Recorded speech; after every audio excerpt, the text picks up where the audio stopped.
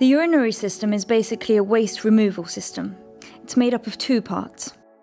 The upper urinary system includes the kidneys, renal pelvis, and ureters. Kidneys essentially filter your blood of excess fluid and impurities. That's what becomes urine.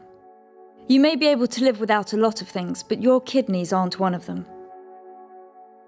The ureters are tubes that carry the urine downwards from the kidneys to the bladder. There's a sort of valve along the way that prevents urine from backing up to the kidneys. The kidneys don't want it and could be seriously damaged if the urine were to make its way back. That's the upper system. The lower urinary system includes the bladder, its muscles, the urethra, and the sphincter muscle. The bladder both stores and empties urine. Its walls are made up of several interwoven muscle layers. These muscles are relaxed when your bladder is filling, but flex and contract when you empty your bladder. The bladder walls have receptors that keep track of how full it's getting. At about 200 millilitres, the receptors start signalling the brain that something will have to be done soon. At 400 millilitres, the signals are pretty much non-stop. We've really got to go. The female adult urethra is somewhere between 3 and 5 centimetres long. It's the tube between the bladder and the exit. Right below the bladder, just here, where the urethra starts, is a sphincter muscle. It's a kind of gatekeeper. The muscle squeezes the urethra shut as the bladder fills, and then relaxes when it's time to empty. That's part of why you can or can't hold your water, so to speak.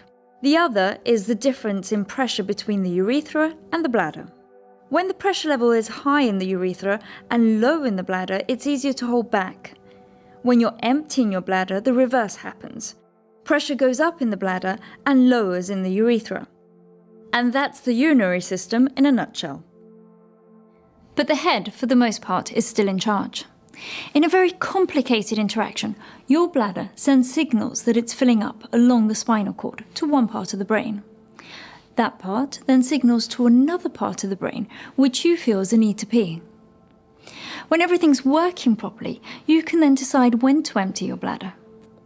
Once you give the signal, your central nervous system sends the commands that contract the bladder and cause the sphincter muscle to relax, lowering pressure in the urethra as it opens.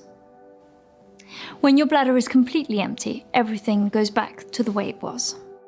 Which brings us to the big question: why isn't the system working properly? Well, it may be a temporary or a lifelong malfunction. It depends on your condition. For some who see IC, the problem is an overactive bladder, which is a muscle, remember, contracting involuntarily. It means you could have the urge to pee 15 times a day, but never actually empty the bladder completely any of those times. Or the bladder muscle itself is too weak to ever empty totally.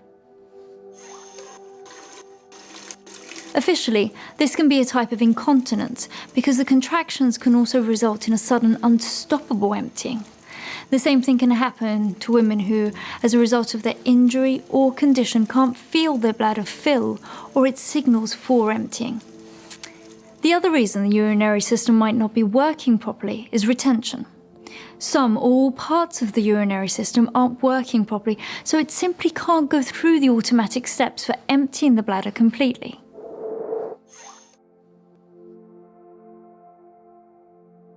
It could be due to damage to the urethra or the inability to relax the sphincter.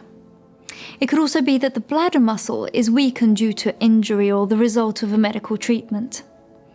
With retention, you might be able to pee but don't empty completely, leading to an overfull bladder. Some women experience both incontinence and retention, especially if they have a nervous system condition such as MS, spina bifida, or a spinal cord injury. The problem from a medical perspective is that there will be residual urine in the bladder, which could lead to infections and leakage.